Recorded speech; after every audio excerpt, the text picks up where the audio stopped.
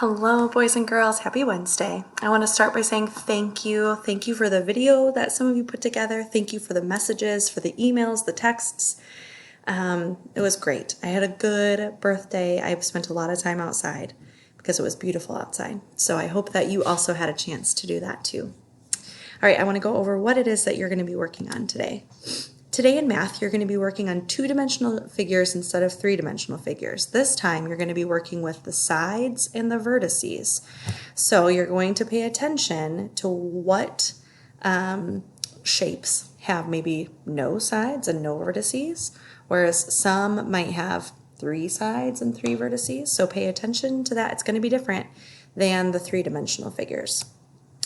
In science, we are celebrating Earth Day. So you're going to listen to the story The Wump World by Bill Peet, since he is our author of the month. And I want you to reflect on, what did you learn about being an earth keeper? What did you learn about being a creation enjoyer?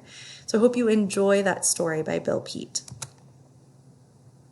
For reading, you're going to read through the story Making Stories Happen in your Treasures book on pages 342 and 343. It's going to introduce your vocabulary words for the week.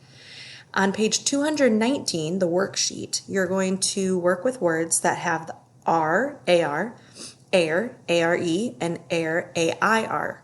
And you're going to be doing a word sort with those.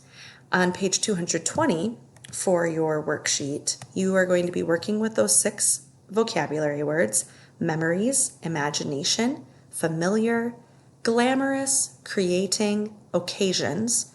You're going to be doing something with them in the first part, numbers 1 through 6. You're going to figure out which words go in which sentences. 7 and 8, you're going to choose 2 of the words, put them in sentences yourself. Make sure you pay attention to capitals and ending marks.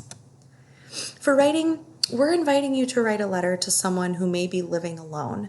This is an amazing opportunity to be seen in your words and by reaching out to someone. So right now, because people aren't allowed to have visitors, especially in nursing homes and hospitals, think about some grandparents who can't have people over right now, or a friend from church. So think of someone who might just be needing a note of encouragement.